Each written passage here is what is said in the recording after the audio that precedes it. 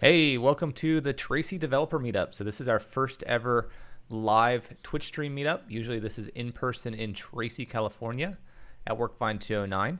But given the current situation, we're trying something new. So with me on this particular meetup, and actually the star of the hour, or however long he wants to go for, is Corbin Crutchley. So Corbin, you want to give us your spiel before we get into the things? Sure. So I am a full stack developer and a developer relations wannabe. I give talks, I program, I kind of do all sorts of stuff. Gatsby just happens to be one of my newest interests, something that I like talking about and teaching people, and gonna have a good time today. And you want to give us kind of like an overview, like what's your definition of what Gatsby is for anyone who might be new to the subject? Well, we'll cover Who that. will? The talk will cover what Gatsby is, what SSR is, what SSG is, and kind of the differences between them, so that they can make sure to utilize the correct tool set for what their context is. Awesome. And to keep this kind of warm to the kind of Central Valley or California area, you're in the Sacramento area, right? Yep, yes, sir. Born and raised, and not going to go anywhere. Love Sacramento. Perfect. And yeah, you frequent a lot of the meetups up there as well, right? Hmm. Sweet. Yes, sir. So let's go ahead. I'm going to change the scene. Before I do that, actually, I am trying some new software. It should work out, hopefully. I'm using Streamlabs OBS. If for some reason the audio is messed up, maybe it's out of sync, maybe the video has problems, or maybe it crashes entirely, just type a message in the chat. So the chat, both Corbin and I will be active in the chat. The chat will appear on the feed itself.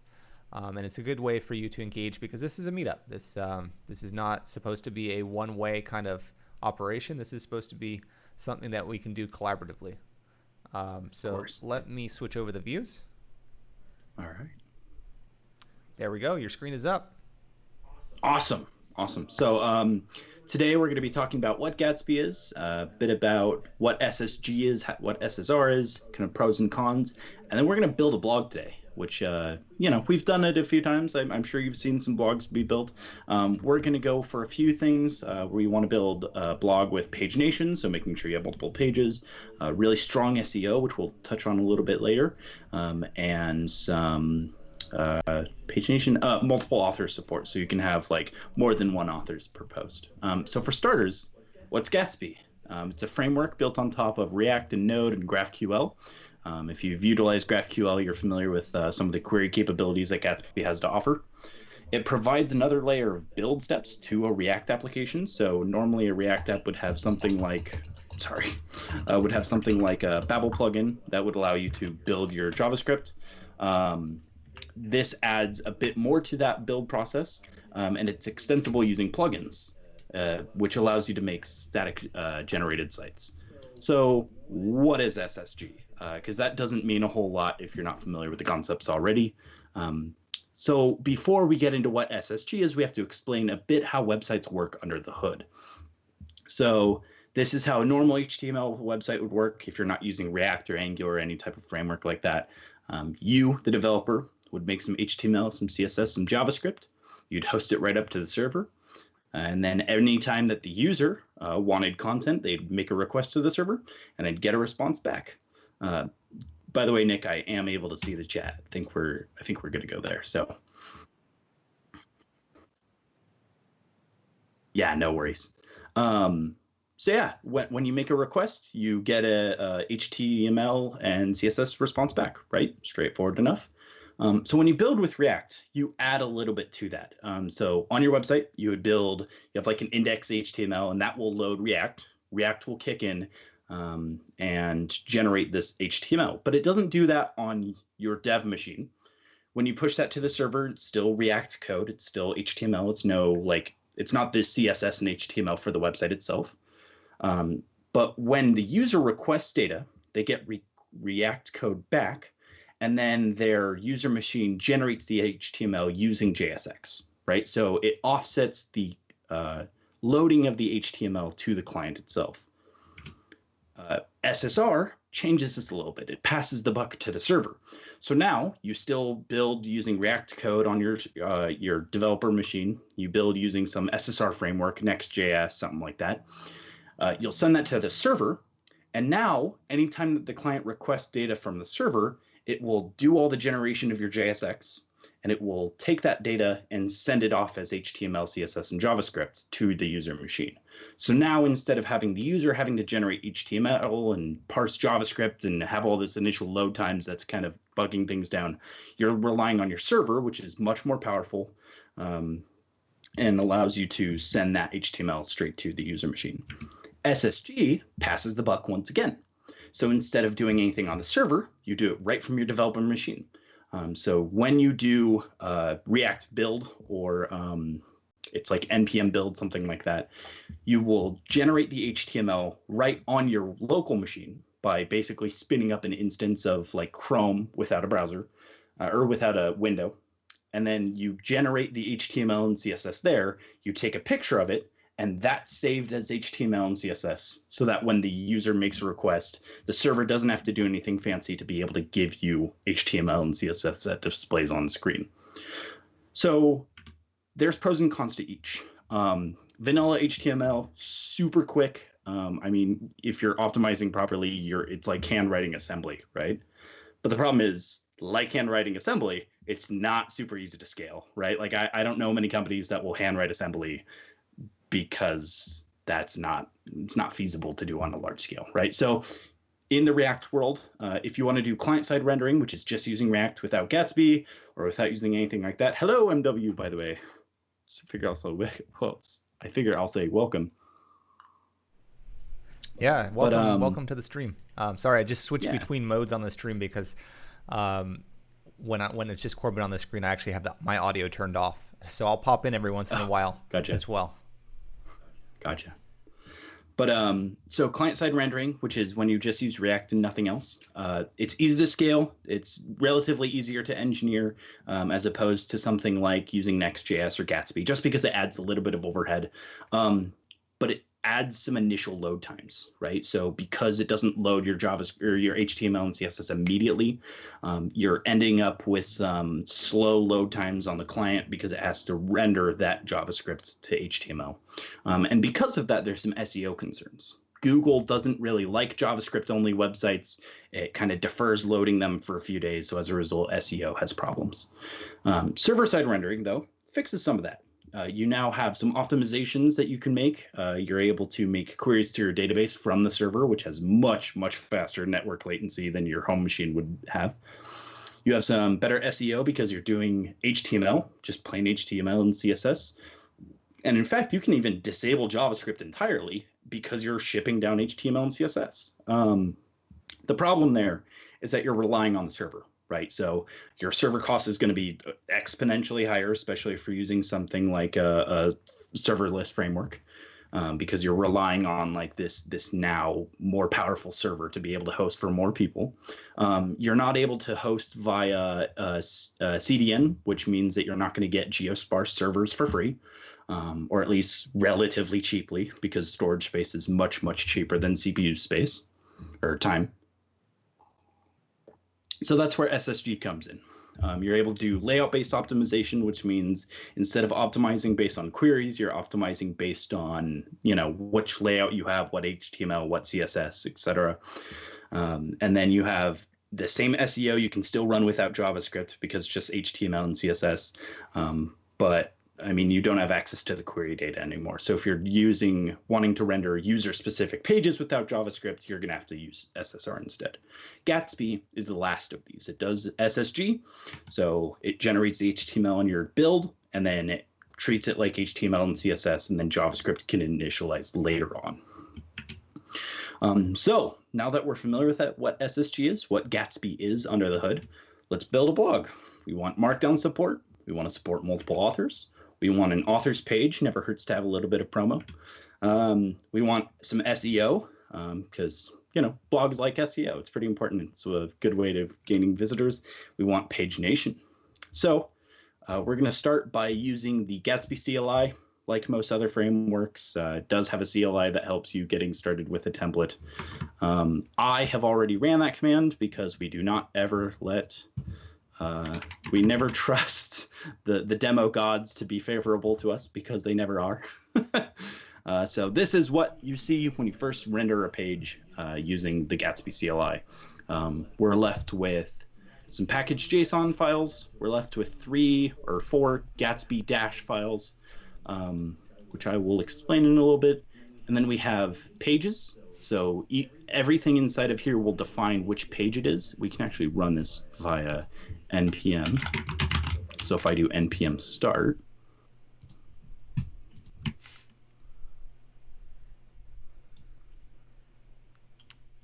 If at any point in time you feel like his browser or his terminal are too small in font size, please bring it up so that way I can pass the message and make it a little larger. I know that I always ask for very large font sizes because my eyes are very bad. So this is just an example version of what we'll bring up initially. So we have this index page, defaults to generate this index HTML. Page 2, you can see / page 2 up here. Unfortunately, I can't make that text too much bigger, but that's generating from the page -2. So each one of these JS files will turn into the same name .html file because they're in the pages subfolder. And then, of course, a 404 page, which is like, if I just click on that, it'll say not found, right? We also have some components, which we're probably going to delete most of, and images, which we're all definitely going to delete most of. So let's talk about these 4 Gatsby files for now. Gatsby browser allows you to inject custom logic into the browser once it initializes. Gatsby config is what the Gatsby CLI will read. So all of our plugins, as I had mentioned, Gatsby is configurable to have plugins. So if you want to add plugins, this is where you do so with all the options. Gatsby node is where we're going to implement all of the build time changes.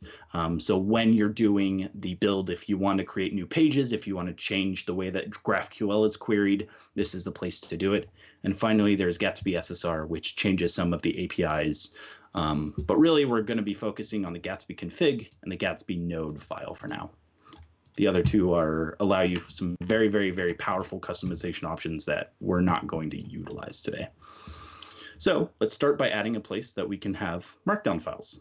So I'm going to call that folder posts, and then I'm going to create a subfolder called this post. What I want to have happen is that each of these subfolders, so if I have like another folder in here that's called that post, I want the name of that folder to be the URL or the slug for the post itself. So we should be able to do post-this-post and see the actual article itself. So let's start by adding in an index.md file. That's not going to have a whole ton in it. We're just going to have a header. We're going to have hello world and then some text or a block quote. Fairly straightforward.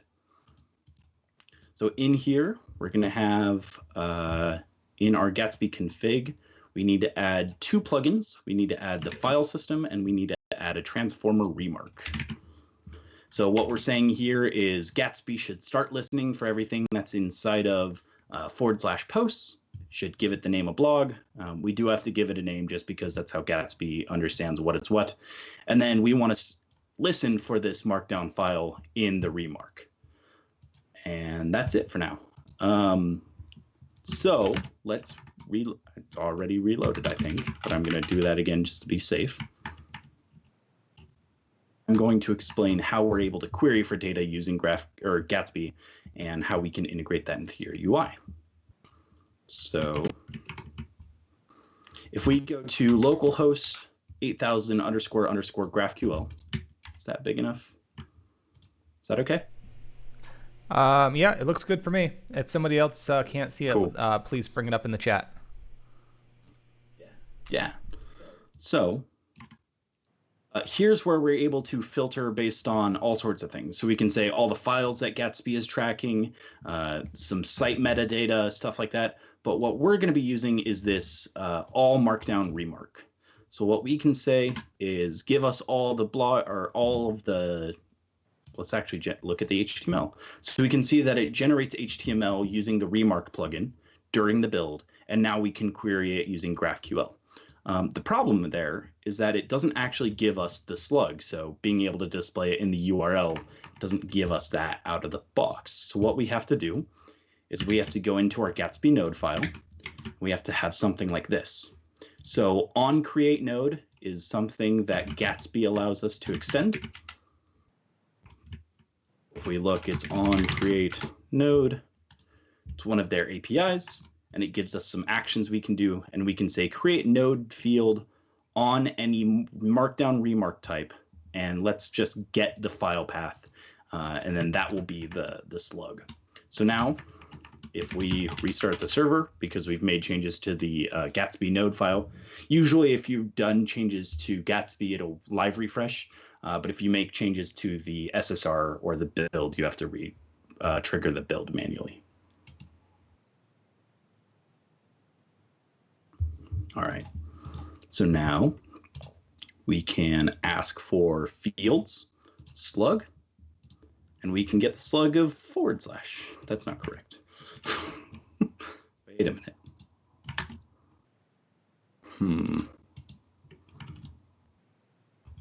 Oh, it's because I didn't put it in this post. There we go. I had it in the wrong thing. There we go. See, so now we can see this post is the slug. So now we can start adding in the initial page. So let's go in here and let's change up the, well, let's remove the index HTML and we're going to replace it with something else.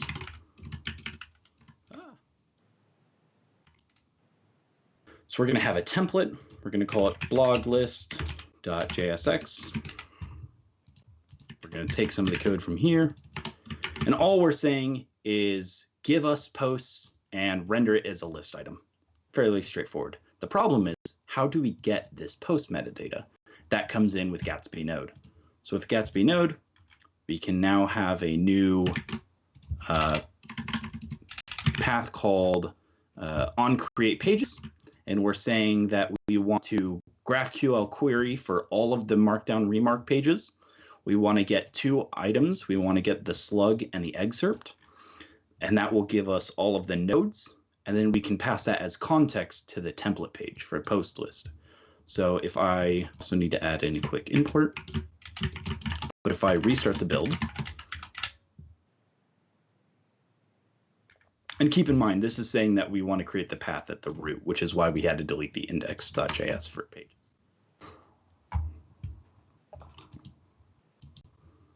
So now, if I restart and go to localhost 8000, there we go. We can see that an excerpt of the page loads as the heading. We probably want to change that a little bit, but we'll do that a little later. For now, we just want to be able to see that the blog post is listed, and it is. Super cool. So now let's make a blog page. So we'll do blog post.jsx so that we can actually open it up and see a bit more detail. In here, we're saying dangerously set that HTML that we queried earlier. This is a GraphQL query system. And what we're saying is this creates a query, which we need to pass slug into, which we'll do from the Gatsby node file. And we want to get a list of the slug, the ID, and the HTML. So in our Gatsby node file, we need to say for each post, create a page of post / and that slug, pass in that slug so that it can be ran by that query again. And then that's it. And then finally, we need to come in here and tell our list that it actually should be rendering a link. That way we can actually sit there and click on each of these items. There we go. So if I click here, that's not going to work because I need to restart the build because I made changes to the Gatsby node and it did not run those live. So there we go. Now I can refresh this page. Uh-oh. Posts. This. That's interesting. All right. Well, I'm not sure what's going on there, but we're going to move ahead. Do you need to put a slash in there on for the path, or is that within the slug already? That should be within the slug already, because if I check here, yeah, it seems like it's already on the slug. What I can do is I have this tracked via Git, so let me do some things real quick, and then we'll try. Instead of going down the debugging rabbit hole, Yeah. this is why we plan things out. The demo gods are not on your side right now. They never are. Nope. I said it at the start. I say it again. They never are on your side. It's tricky fiends. All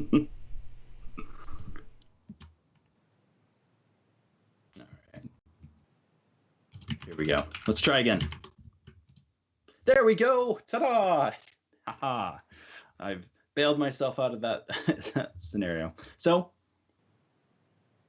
we can see that the HTML is actually being applied. And that's really all our page says to do so far is like, hey, just render that inside of a main, and that's it. So we have our block quote, we have our H1 for the head. I need to zoom in on this.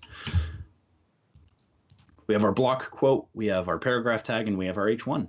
That's all we wanted. Cool. That said, this list is not pretty, right? Like there's no titles, there's no, like we gotta up the game there a little bit. So let's do so. Let's add something called a front matter. So this is what a front matter is. It's a little tiny blurb at the top of your Markdown files that contain metadata about the blog post itself. It can include tags, it can include author data, it can include anything you want. We're just going to start with the date and the title, nothing else.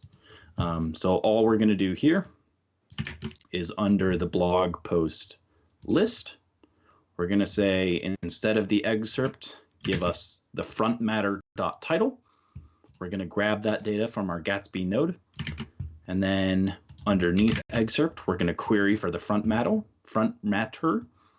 While we're at it, let's go ahead and sort by date so that when we add future posts, we aren't getting like them in random orders or orders based on something other than the date. And then on blog post, we can add a header so that we can see the title and the date. And then we can add into our query, we can say, also give us the front matter title and date, format that date in a human readable format. So now if we restart the server,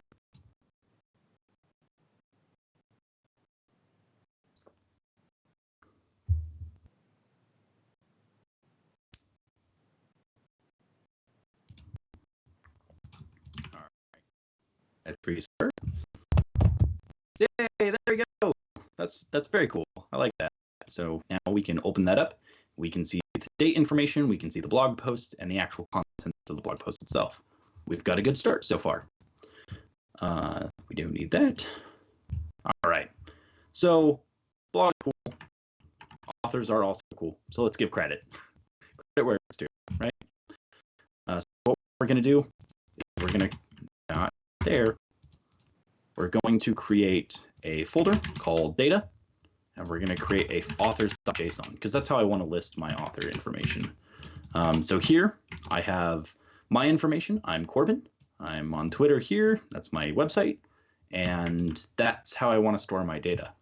So now in my front matter, I can say something as simple as make my authors crutchcorn. And we can try to make it match that ID up here so that when I say crutchcorn here, it will map all of my data to there. But it doesn't do that automatically. I have to tell Gatsby that I want to do that. So what I'm going to do is I'm going to add 2 plugins to the config.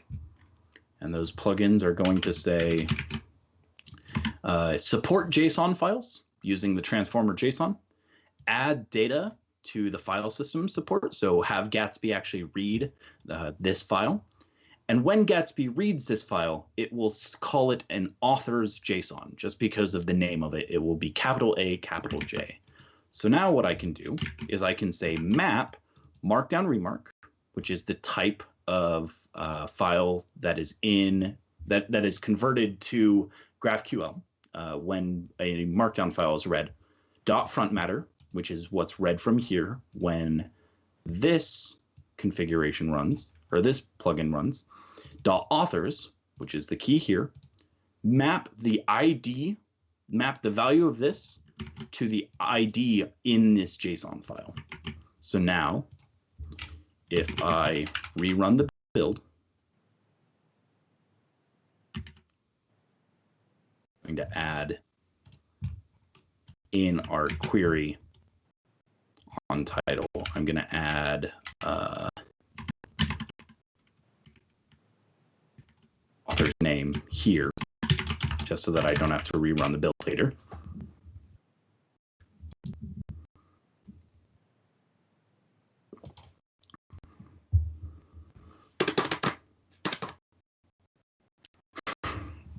All right, so now if I take a look at our GraphQL instance, now we have a few new things. We should have our authors JSON, which we can look up by ID. So I could say ID equals Crutchcorn, and I could say list my social medias, right? So that works. I can also say things like give us our, where is it? Our Markdown data. It should have also given us, let me refresh the page. Oh, we should also have our front matter, and now we have our authors data here.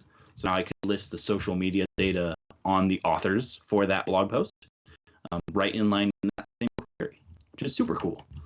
So now we can go in for like the blog post. We could say things like give us more than just the date, also give us that author data, and we should print out the author's name. So this is just saying, give us the markdown data.authors, map the names and join them by a single quote. And now we could add a second header that says by authors names. We could also do that inside of our blog list, where we're saying the same thing. We can say, that's not going to cooperate with me, because of course it isn't, because nothing does. That's okay. So we're saying the same thing here. Combine the authors' names with a comma, and then say the title, by, and then those authors. So now if we look at our page again, we can see the by Corbin Crutchley is at the top. And if we go to the home page, we can say my first blog post by Corbin Crutchley. Ta-da! We have authors data now. Let's see here. So that's that. All right, authors page. We have authors. Let's add an authors page. So as you might have guessed, we're going to start with a new template. We're going to call it authored page.jsx. And I'm going to steal all this code so I don't have to bore you all with typing. Because type, you know, the coding part is fun, but watching people type, that's not always the most fun, you know? So what we're doing here is we're going to do a bit of a blend where we're going to start with page context. That page context is the same thing that we're doing for the blog list. So we're going to pass the posts from that author, and we're going to pass that in as, I almost knocked over my drink. We're going to pass in the post from the Gatsby node file, and we're going to query the data for the author itself from this page. So we also need to go into our Gatsby node, and we're not just going to query for all the remark files, we're also going to query for all the authors JSON. We're going to only get the ID.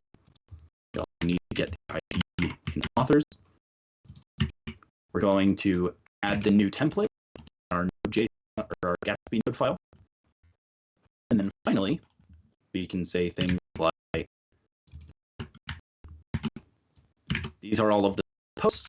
These are all of the author IDs. We can, under create a page for each post, we can say something along the line of each author ID, find the post that author has made by filtering out, and then pass the post and the author ID as context. Then that author ID will be passed to this query, which will grab data about that author themselves. And then we can see that posts are being passed by page context, excuse me. So yeah, As Nick is mentioning, our internet, his internet is seeming to slow down a bit, but it should be right back up and working soon enough. Yeah, with better FPS soon. Friday night on a quarantine, a lot of people on the network right now, including family at home. Yep. So, sorry if there's any kind of lag, but it should fix itself. No worries. Totally understand how that goes. All right. Now we're making sure to link to that author page so that we're only going to support for the very first author link. We could make every single name its own link to that author page, but just for the sake of simplicity, we're going to keep it down to the first author link. There's a bit of homework assignment here, is that if you do want to take this code and make it into your fully fledged blog, we have a GitHub at the very end that you can fork, but you will have to add a bit of styling and a bit of other things that might improve the site.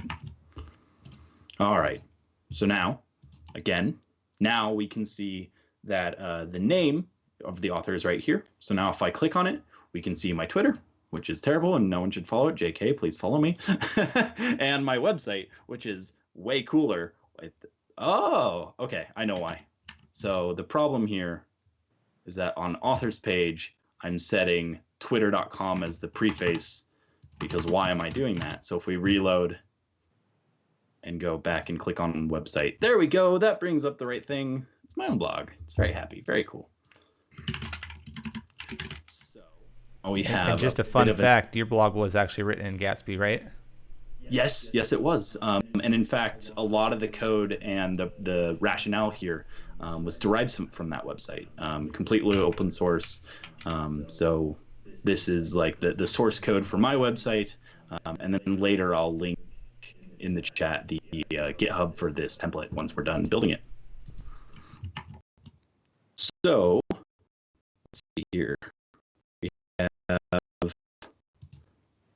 We have an author's page, but here's the problem with it, right?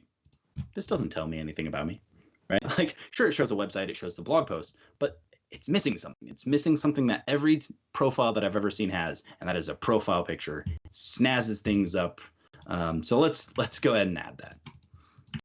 So I am going to actually cheat a little bit, and I'm going to show you the changes that I made by committing them. So you can see that there's a new PNG file here. Face. Actually, it's just a good picture. My friends are awesome at taking pictures. Here, I just added a /PNG. Gatsby will do the rest and make that into its own like front matter. That front matter will do all sorts of fun things. And one of those fun things is that we can now query an exact size. So even though this image is, what size is it? It's 1500 by 1500. There's no reason we want to host an image that big just for one instance on the website, no matter how cool the lighting is in the image, right? So what we're doing here is we're saying we're going to want a fixed width of 500 pixels at max, and then we can display that image later with an IMG tag, and then we just say the source is all of that. That's it. So now every time it builds, it will dynamically resize the image, and then we can use that resize image in our build itself. So let's check out what that looks like.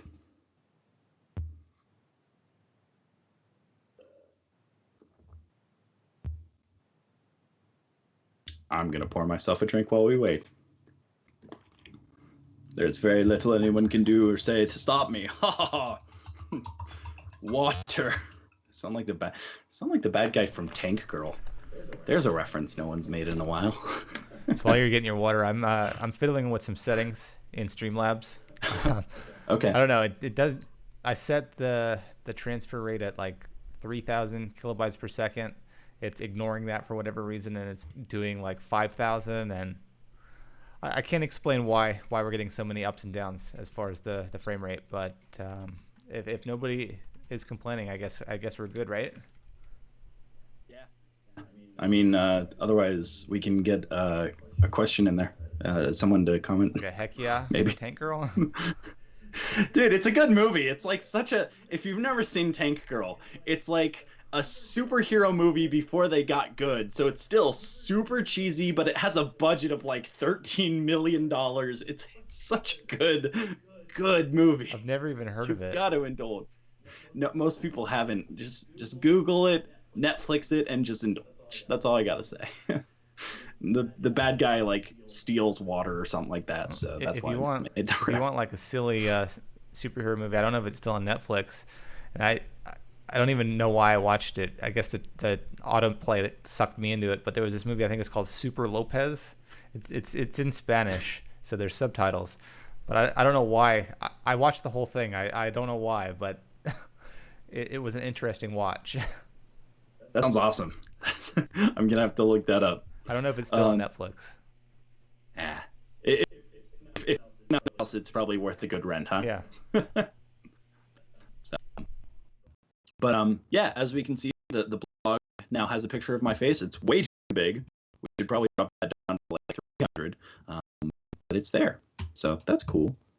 Let's see here. We're also going to add some SEO, right? SEO is important for a website, so let's do that. We're going to go in here, and I'm actually going to remove some files really quickly. So, boop. Now all the unused files are removed. So now let's take a look at what we've got. So for some good SEO, we want to separate out the first name and the last name fields. Some people have 2 first names, some people have 2 last names, so it's just best to leave that as a separate field here. Something to enable, users to do what they want. And then inside of our posts, we're going to add a little bit more metadata. So not just authors, but we're also going to add some description so that we can provide that on the UI of the website, but also provide that on the accessibility, or not the accessibility, the SEO tags. And then we're going to apply the tags themselves. So this blog it's a pretty bad tag. So we could do like first post or like main content, something along those lines. We're also, we'll touch on that later. We'll start with the components, the SEO component. So we can see that this is how we're able to configure most websites. I'm actually going to use my website as the blog, or as an example. Most websites have this head tag, well, all web tag, but some websites that have done SEO optimizations will have these meta tags. And they will have a name, they will have content, and that's what Google uses to read through your website to understand what it is, what the name of your website is. Things like what image should show up when you share it on Twitter. So like when I show a post on Twitter, this is what shows up. And these are all defined by what's called these meta tags. So in order to change the head in Gatsby, we have to use something called Helmet, React Helmet.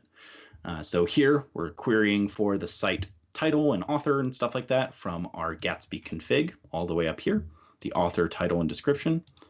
We're providing those as the description of the entire website, the title of the entire website, some other things that we're going to get rid of Twitter creator because and then OG website can actually be blog, I believe. But otherwise, this gives us some good information that we can build upon. So now, if we go into like the post list, we can add something like div. Can close that div. Oh, that's why. We're going to remove this so that we can customize this per. So the home page will be titled homepage, and then yes, that's correct. I don't know why it's complaining here. And then we're going to say that the OG type is website. So we're going to go to the author page. Author page has some additional SEO things that we can add. So this will say that the title is the author page. We'll describe it as the profile picture or profile page for blank. And then OG type is profile. We want to provide the first name and the last name, and then the username, which is like the ID of the user. And then finally, another good SEO change would be inside of the blog post. And we will provide the title, the description from the front matter themselves, and we'll see the OG type is article, we'll want to give it the published time of the date. We want to say which author is present, so we're just giving the IDs, and then what articles are present, or what tags are present. So we're appending all of the tags from here onto the meta tags tag. That's a mouthful. So now, if we restart our build. Oh, okay, hang on. I forgot to import SEO. So let me do that really quickly. I'm a silly person. Can't believe I forgot to import. There we go. Now we are importing it, just like any other component.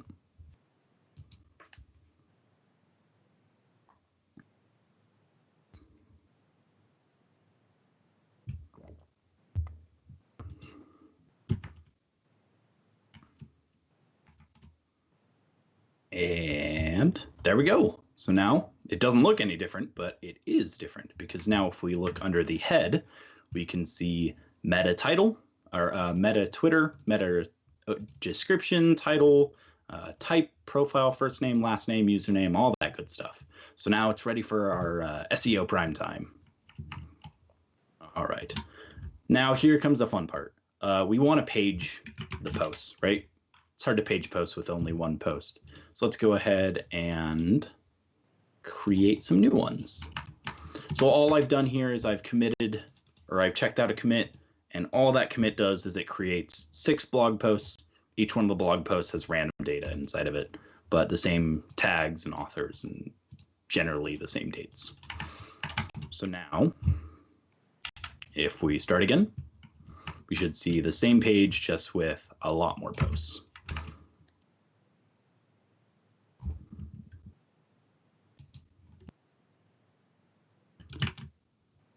See, there we go. So now we have 6 posts here. Now let's start adding pagination. So under Gatsby node, this is how we're going to configure what pages are made. We're going to have const max articles on page equals, we'll say 4, just to make things a little bit differently. And then under author IDs, we can say something like this. It might be a little hard to read, but let's walk through what it does. It reduces. So what it does is it takes this empty array as the first value for a reducer, and then for each of the posts becomes present, and then I is just the number. So we're saying math.floor, maximum number of pages, and that defines the page number itself. And then if there's no array that's already present, then add an array and then push that post onto that new array. So we should get a 2-dimensional array of array, post, and then console array, post, something like that. Then what we'll say is we want a home root. This home root should say for the 0th page, so for the very first page, provide posts, and then for page index, make it 0. And then finally, for each number inside of the length of the post pages, so for each page of posts, create /page /2, something like that. 2 would be the very start. And then provide that page of posts and provide that page index, right? So now we haven't done any optimization on the UI, so it's going to look a little weird, but that's okay. We'll get there soon.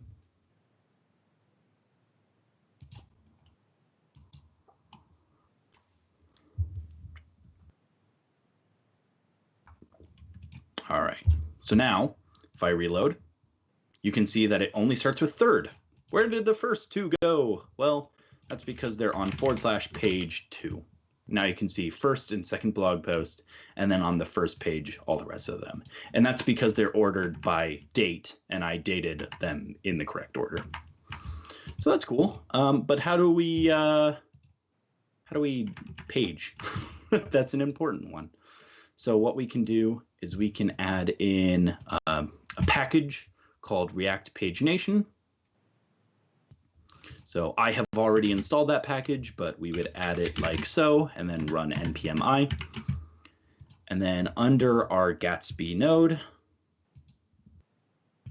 We also want to have a page count just to know exactly how many pages there are supposed to be.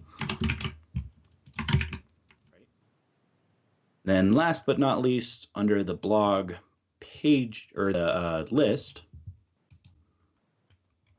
we can have all of this pretty code.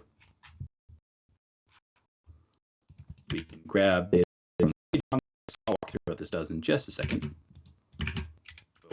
All right, this looks like a lot, but it's not. So all we're saying here is this pagination component provides a UI that says next, previous, add some classes, adds the page count, which we're grabbing from the page context, which is passed from here. So page count is 2 in this case. We're passing the page index, so that depends on which page it is in particular, and that passes to which page it is in particular. Finally, we're saying that we want to generate some links basically for each of the items. And if it's the first page, it should just be /. Otherwise, let's do the /page, the number of the page. We can see that this is what it shouldn't have 10 all the way up there. Let's try this one more time. There we go. So we can see that there is a second page and a first page. And if I click back and forth between them, you can see that 1 is not a link right now, 2 is the link, so we can click between them to have our pages. Awesome. So we will have some styling in a bit. We're just working on functionality for now, so that's all. We can also do the same thing for our authors. So I've made all 6 of the authors the same type of deal. Now we're going to go into our Gatsby node, and similar story here. We're going to say we're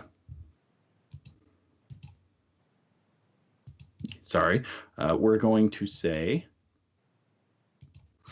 that we want to get the post pages as a function, which is all the way up here. So now we can have that same logic of making a 2-dimensional array. Accidentally wiped out a chat. Interesting. Just curious, super function. What was what did you find interesting? Was it something about the code in particular? We'll wait for that answer while we're going. The get post pages simply makes a 2-dimensional array given the max number of articles. So now we can go all the way down and we can say, Gatsby seemed to be really catching on to popularity, but looking to jump into it. Yeah, Gatsby's been growing a lot. They have a really cool product. The folks there are fantastic, very nice people. Yeah, Gatsby's been great. It served me very, very well for my purposes. Interesting that the stream for a meetup. Yeah. All right. So now we can say here that the post pages, we're reducing that to just using the function here. All right. And then we can say for each of the authors, we want to get the pages for that author in particular. We're going to, for the first page, pass the post and the count and the index just like we were doing before, and then exactly the same for each of the rest of the pages. Just create authors / that author. So / Crutchcorn / page / 2. So we can restart that.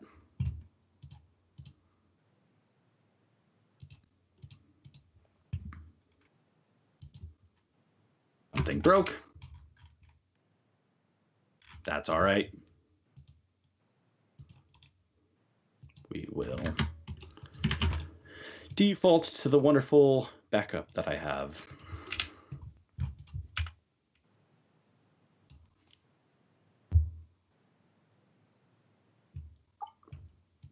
By the way, Nick, do mention that this Twitch is not just for the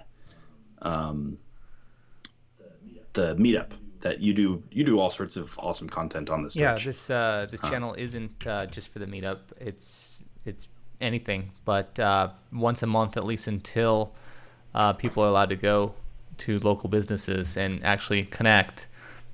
the Tracy Developer Meetup will probably reside here. And if I had to guess, it's probably going to reside here at least until probably July or August. And that's Nick just happens to be awesome. He just does everything and anything, and hosting a meetup is just one of the 30,000 things he does because he's great. Yeah. I heard the stream keeps buffering. So, maybe I'm wondering if Twitch is the one that's having issues, and maybe it's not me and it's just coincidence. It could be. I know that they had issues not too long ago. Yeah. Anyways, sorry to interrupt. I'll put you back on solo mode. No worries. So now you can see that we can do we can paginate on the author page as well, which I think is super cool. That said, all of this is not pretty, but it is functional.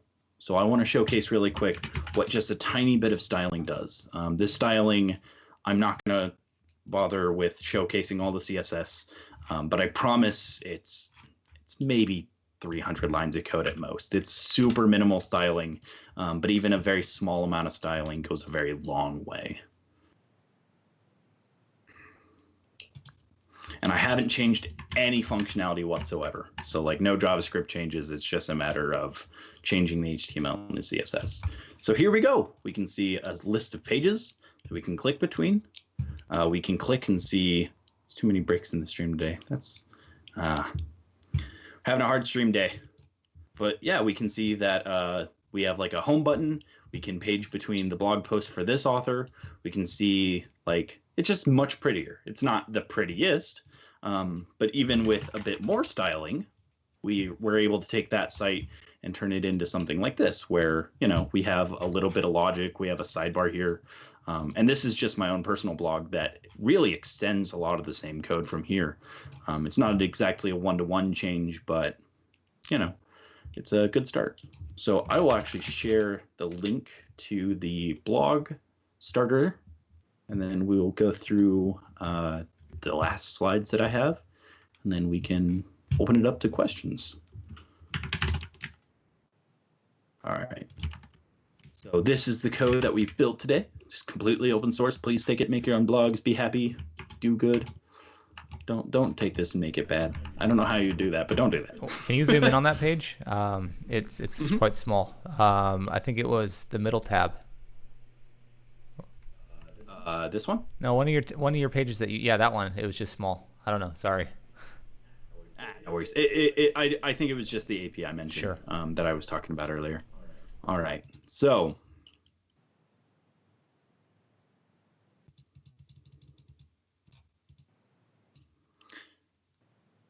Yes. Okay. So there's one more thing to know. I can do a performance benchmark on Gatsby, and I'm pretty confident I'll get 100% on that example website. There's super minimal CSS. There's super minimal all sorts of things. But Gatsby is not a silver bullet. Not all the time. There are still instances where even introducing Gatsby could actually lower your Lighthouse score. But that doesn't make a lot of sense, right? Because you're not shipping JavaScript. You're shipping CSS and HTML. That should load much, much faster. And that's true. The way that I had it described to me, which I think is a super fantastic description, is imagine that someone is benchmarking your website by how long it takes to initialize, and this is how Lighthouse works, how long it takes to initialize till everything is 100% loaded, not just how long it takes until things are ready and look like everything is loaded. So why is there a difference between how things look, how they're loaded, and when things are actually fully loaded? It's because of this. When you generate the HTML on your developer machine and ship it to the server, it still ships HTML and CSS to the user machine, but after they see the HTML and CSS, once their page loads the screen, it then starts to initialize React. So it takes even longer to just initialize React than it did before, because now you have a larger HTML and CSS bundle that's shipped down the pipeline along with your React code. So it depends. It's contextual. Just know that there is this performance gotcha if your Lighthouse scores go down for any reason whatsoever, even though it's super uncommon because they've done a really good job with initializing it. And that's it so far. I've turned most of this content into a blog post. which is like specifically around like what SSR and SSG is. It goes a bit more into performance. It goes a bit more into some other stuff. Can you paste the URL in the chat? But yeah, absolutely. And also, you said that you're pretty sure you get 100%. Can you do a Lighthouse score so that way the demo gods can say that you get like 40%? Let's see here. Let's do a yarn build. Because you know, since you said it, it's never like going to happen, right? Oh, see, I can guarantee that it's not going to happen. And here's how I can guarantee that it's not going to happen. I'm not going to be able to host with an HTTPS server. Got it. And that's going to impact the score more than anything. But let's still do a Lighthouse test. Because something that a lot of people don't realize is that Lighthouse is hugely dependent on your server config. If you're not doing font compression on your server, if you're not doing asset compression on your server, like if you just remove gzip, you're losing 30 points on your Lighthouse score right off the bat, immediately. So let's go into CD public. Let's do the HTTP server. Let's go to 8080 on incognito, because you always have to do your performance benchmarks on incognito. Why? Because your Chrome extensions can actually impact your Lighthouse score, like hugely. I once had a Lighthouse score that was like 60. And I was like, but I did everything right. And then sure enough, I ran it in incognito, had 100. So you always have to do your performance benchmarks, because I am a sucker, an absolute sucker for Chrome extensions. That's not bad. Let's see here. What are in compression? What did I tell you? Yep. So all of these, with all of these requests, all of these suggested changes are all on the server. I hit a 70, which is I think the absolute highest you can have without like server optimization. And I guarantee you, once you enable, that's 3 seconds of text compression, right? Yeah. It's 3.9 seconds for first contentful paint. Remove 3 seconds, you're at 0.9 seconds for the like everything to load. That's pretty good. I'm surprised that the serving mechanism doesn't have some options to enable some of this functionality that's required of a production server. It does. Oh, actually, I might have installed it. Maybe let me try again. Hang on, because I did have it set up for my Mac. Yeah. And then I switched to Windows and it broke everything. But maybe I did set it up. Let me double check. I'm also surprised that it can't detect that localhost shouldn't be required to have an HTTPS. Yeah, it's weird. So there is still one issue that would be solved by the server with the inefficient cache policy. Got it. But that's not bad. Very good. So I'm pretty happy. Awesome. Was there any questions? Was there comments and like? Let me put us back on a different setting in the stream here. So I just put just our faces up here instead of your desktop. Yeah, I mean, this is live. We are live. This is for the Tracy Developer Meetup. Ask Corbin your questions. Corbin is an expert when it comes to Gatsby. And not just Gatsby. I've used Next.js professionally. I've used there's a version of this for Angular called Scully. I've utilized that a fair bit professionally. So really, any questions that you have about SSR or SSG in general, I'm your guy, I guess. And then, in case you did happen to catch this stream halfway through, probably not today, but maybe tomorrow or Sunday, I'll be throwing it up on YouTube, so you can catch it on demand. And let me just throw the link up there so that way you have it. That should be the YouTube link. It's not popping up on the screen, but it's popping up in the chat for whoever's watching in the chat. Yep. What other logistical stuff did I miss, Corbin? Nothing. I mean, I run a blog. Yeah, put your shameless plugs in there. I gave you access to post links, so. Yeah, cool. So I run a blog. Here, I'll actually put in. Yeah, I run a blog. I also run a Twitch stream every now and then. I'll probably be streaming relatively soon, doing all sorts of stuff, especially with like React Native, some Gatsby stuff in the future. quote, so Gatsby is not really suitable for full-blown web applications, better for blog static sites, etc. I'd argue that. Yeah. I will say this much. I think Gatsby sees the most benefit from static sites and blogs, but I definitely wouldn't agree that it's not suitable for full-blown web applications. So I'm going to post a link while you're talking. Sorry.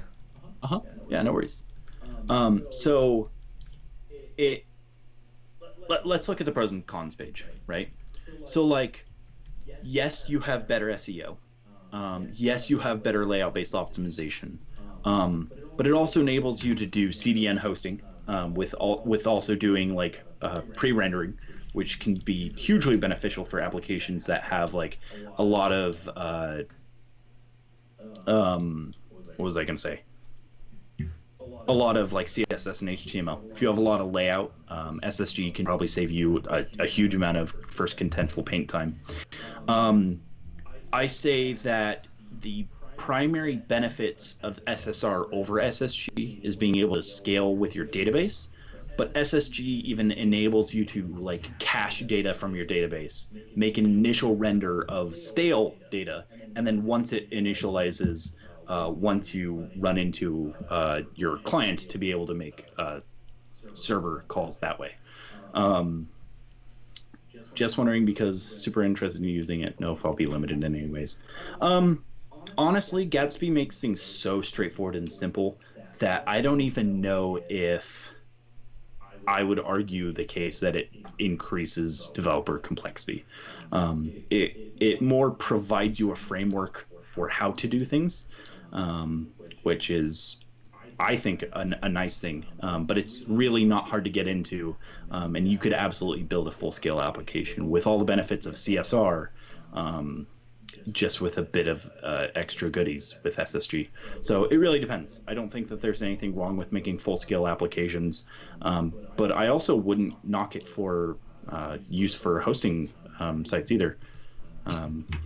Like hosting public sites. Like a great example is I'm rewriting a website for GitShark. I can actually showcase it really Yeah, let me quickly. put up your screen so that way people can see. All right, so I will actually give you guys a bit of a secret look into something. You want to zoom in on your terminal if that's important? I don't know. There we go. There we go. All right, so this is an early version of my website. I literally just threw together with ConvertKit. I'm writing an app in React Native, and I'm wanting to get people to follow along with it. It's called GitShark, gitshark.dev. But it's a pretty boring website. I'm not gonna lie. I mean, I built it in like maybe an hour at most. It's pretty boring. It does a really bad job at selling the app. But I'm making an open source version that is from scratch, written with Gatsby. And look at this. You have bubbles that you can move around with your mouse. You have waves in the background. You have the full interactivity with the form as you did before. You even have like animations here. So like you have a dark mode, right, which is completely supported. I even did that for my own personal blog.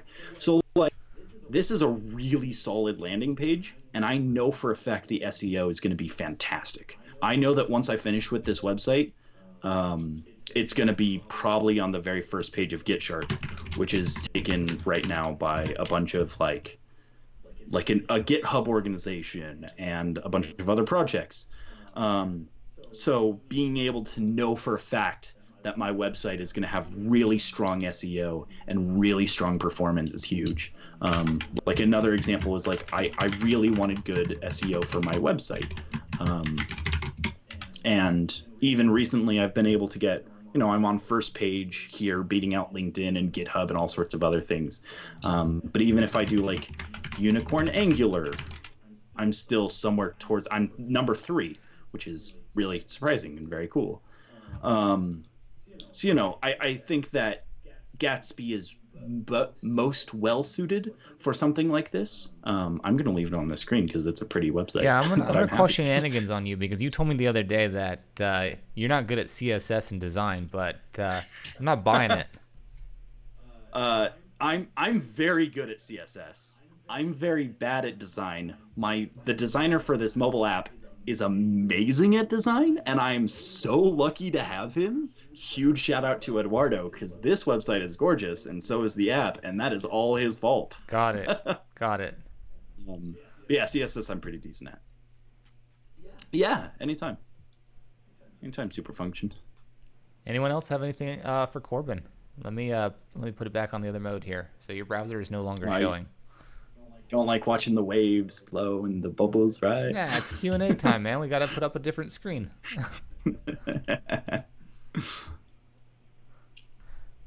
We'll give it a minute, and but otherwise, I mean, this is a pretty good stream. I mean, you had a lot of useful stuff, and Gatsby is incredibly relevant right now. It's a good skill to have. Definitely. Yep. Well, what do you think, Corbin? Should we call it? I think so. I think it's been a good stream. Appreciate everyone for tuning in. Yeah, thanks for tuning in. And if you're in the Tracy, California area, so East Bay of California, Central Valley, stop into our local meetups when we're allowed to meet in person. It's definitely a good atmosphere, good opportunity to network. And we meet once a month, tracydevs.com. So thanks for coming out. Yeah.